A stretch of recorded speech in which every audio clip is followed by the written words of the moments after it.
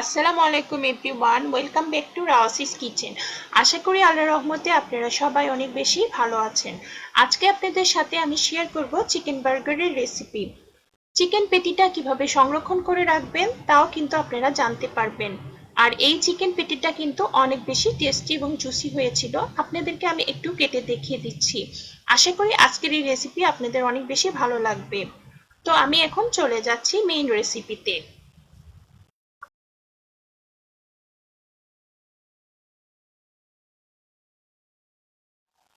একটি ব্লেন্ডারে নিয়ে নিচ্ছি 400 গ্রাম হাড় ছাড়া মুরগির মাংস। আমি এই মাংসগুলো এখন কিমা করে নিব। আপনাদের কাছে যদি ব্লেন্ডার না থাকে আপনারা কিন্তু পাটায় বেটে নিতে পারেন।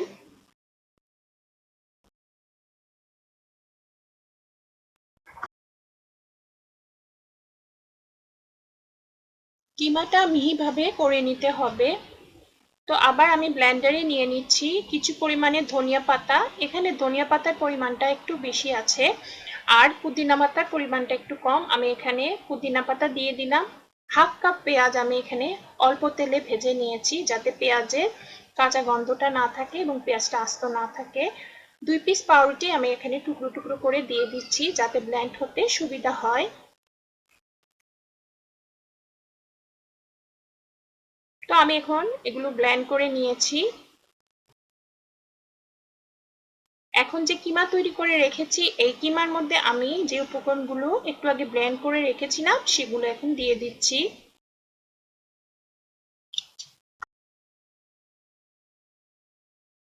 দিয়ে দিচ্ছি 1 চা চামচ আদা বাটা, 1 চা চামচ রসুন বাটা, 1 চা চামচ শুকনো মরিচের গুঁড়া। আপনারা যদি একটু ঝাল পছন্দ করেন পরিমাণটা বাড়িয়ে দিতে পারেন। দিয়ে দিচ্ছি 1 চা চামচ গোলমরিচের গুঁড়া, হাফ চা চামচ গরম মশলার গুঁড়া, 1.5 টেবিল চামচ টমেটো সস এবং 1 চা চামচ লবণ দিয়ে খুব ভালো করে মেখে নিতে হবে। এখন খুব ভালো করে এগুলো মিক্স করে নিতে হবে যাতে কিমা কোনোভাবে দলা পেকে না থাকতে পারে। খুব ভালো করে মেখে আমি এটাকে আধা ঘন্টার জন্য ফ্রিজে রেখে দিব নরমালে। তো আধা ঘন্টা পরে ফিরে আসলাম এবং অবশ্যই আপনারা এটা তৈরি করার আগে এভাবে ফ্রিজে রাখবেন। হাতের মধ্যে কিছু তেল মেখে নিলাম, প্লেটের মধ্যেও কিছু তেল ব্রাশ করে নিলাম যেখানে আমি বার্গার পেটিটা রাখবো। যেই সাইজের আমি পেটি তৈরি করব সেই অনুপাতে কিমা নিয়ে নিব। নিয়ে আলতো করে হাতের সাহায্যে চেপে পেটি তৈরি করে নিতে হবে। তবে পেটিকে তৈরি করার সময় খেয়াল রাখতে হবে পেটিটা যখন ভাজা হবে তখন কিন্তু এটা ছোট হয়ে যায়। তাই বেশি ছোট করে কিন্তু বানানো যাবে না, একটু বড় করে বানাতে হবে।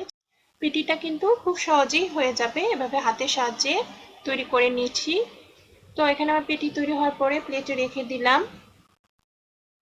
আমার এখানে 7টা বার্গার পেটি হয়েছে, এর মধ্যে 6টা হচ্ছে একটু বড় এবং একটা ছোট হয়েছে। এখন আমি এটা ফ্রিজে ডিপে রেখে দিলাম 15 মিনিটের জন্য। 15 মিনিট পরে বের করে নিয়ে আসলাম। এখন এটা আমি ভেজে নিব। আর আপনারা যদি এটা সংরক্ষণ করতে চান তাহলে ডিপের মধ্যে এইভাবে প্লেটে করে প্রায় 2 ঘন্টার মতো রেখে দিবেন। যখন শক্ত হয়ে যাবে তখন উঠিয়ে একটি এয়ারটাইট বক্সে ভরে ডিপে রেখে দিবেন, প্রায় 1 মাসের মতো ভালো থাকবে। আর যখন ভাজবেন ফ্রিজ থেকে বের করে সরাসরি ভেজে নিলেই হবে।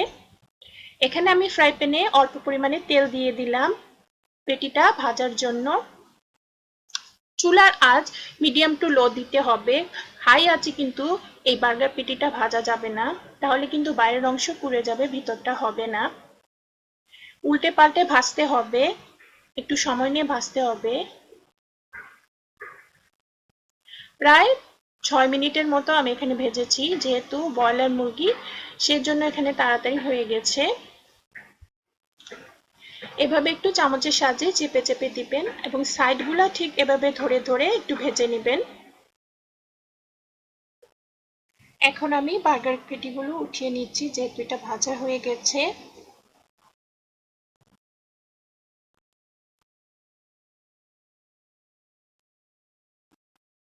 তো একই ফ্রাই প্যানে আমি কিছু পেঁয়াজ এখানে গোল করে কেটে দিয়ে দিয়েছি বার্গারের মধ্যে দেওয়ার জন্য। বার্গারের মধ্যে কাঁচা পেঁয়াজটা অনেকে খেতে পছন্দ করে না, আর এভাবে পেঁয়াজটা ভেজে দিলে কিন্তু খেতে অনেক টেস্টি হয়। খুব বেশি ভাজার দরকার নেই, সামান্য একটু ভেজে নিতে হবে যাতে কাঁচা ভাবটা আর গন্ধটা চলে যায়। তো আমার এখানে ভাজা হয়ে গেছে, আমি উঠিয়ে নিচ্ছি। ফ্রাই প্যানে দিয়ে দিলাম 1.5 চা চামচ বাটার। বাটারটা গলে গেলে এর মধ্যে বার্গার বান আমি কেটে দিব। এখানে আমি 2টা বার্গার বান মাঝখান দিয়ে কেটে দিয়েছি। কেটে এখানে উল্টোভাবে এখানে আমি কিছুক্ষণ একটু ভেজে নিব।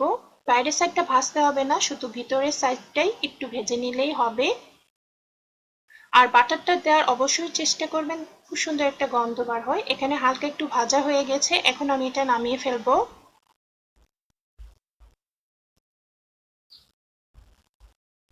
এখন এই বানের মধ্যে আমি দিয়ে দিচ্ছি 1 চা চামচ বার্গার সস।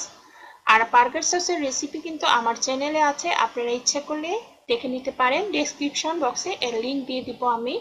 আমি এখানে কিছু শসা পাতলা করে কেটে দিয়েছি। এটা একটা জারের মধ্যে কিনতে পাওয়া যায়, জারটা আপনাদেরকে আমি একটু দেখিয়ে দিচ্ছি।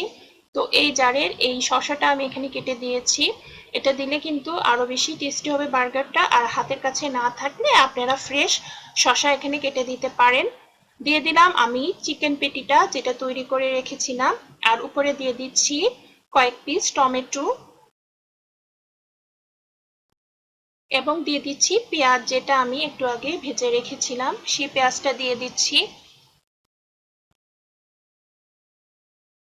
এখন উপরের পাটেও আমি এখানে বার্গার সস দিয়ে দিচ্ছি। আপনারা আপনাদের টেস্ট অনুযায়ী বার্গার সসটা দিয়ে দিবেন। দিয়ে এখন উপরের পাটটা আমি এখানে দিয়ে দিব।